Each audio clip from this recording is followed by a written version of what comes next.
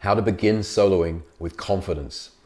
I'm Nolan, and in this series of videos, I'm answering your questions on playing gypsy jazz guitar. And I've got many questions about soloing.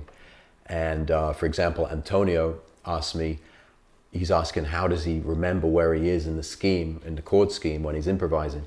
Because, and this is a very common question of people, they start soloing, but they can't seem to keep the chords going on in their mind to know where they are. So they get lost and then they actually don't know what to play. So if this applies to you, then check out this.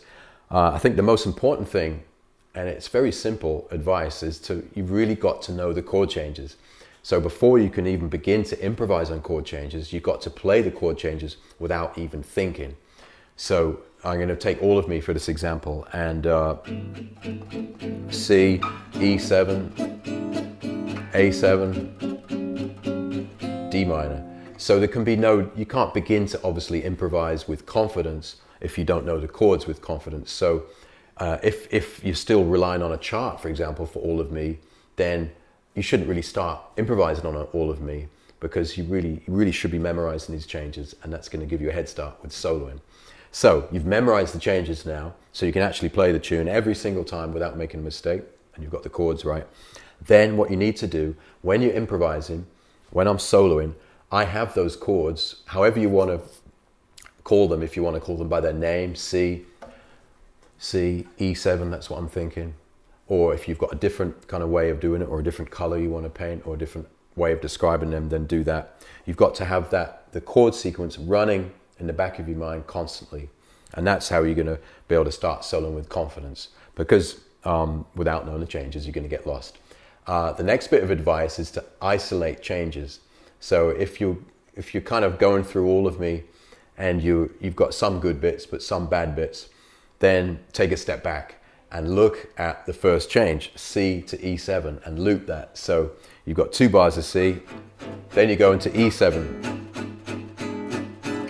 2 bars of C, and loop it. And then just practice over that. Practice really slow over playing C, practice really slow playing E7. And then you'll get used to that, because when you're improvising, you're not really improvising. You know that it's going to be E7, you know the notes which are going to work. So it's not just coming out of thin air. You're actually playing notes which you start to relate to your ear that sound good. So you've got to go through this process, and there's no really quick and easy answer if you really want to improvise.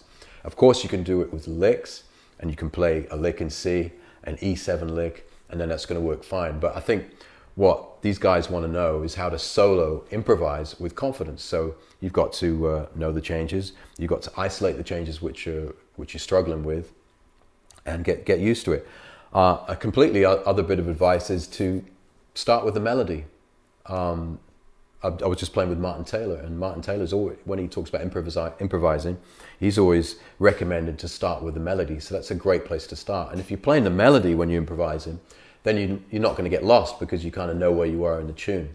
So you can just kind of embellish the melody with some little things, and then you always know where you are. So big topic of improvising. And for now, there's some advice.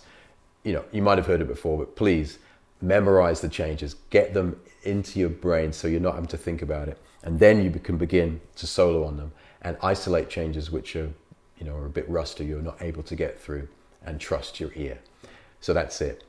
Thanks for watching the video. If you've got a question, of course, then you can send me an email at questions@gypsyjazzsecrets.com, and I'll be happy to make a video for you. And don't forget to like the channel here, subscribe to the channel, and give me a like. And I'll be back with another video very soon. Hey, it's Robin. Did you like that lesson? If you did, you can do 3 things right now to continue your journey into gypsy jazz. Number 1, you can subscribe to the YouTube channel. And I hope you do, because every week I can send you a new video answering your questions into gypsy jazz guitar playing. Number 2, you can download your free issue of Gypsy Jazz Guitar Secrets magazine, and you can do that by clicking here or going to gypsyjazzsecrets.com. And number 3, you can check out my Gypsy Jazz Transfusion Club, and you can do that by going here, clicking on the button, or go to gypsyjazztransfusionclub.com. So if you'd like to do any of that, just click on these buttons, and I look forward to seeing you in another video really soon.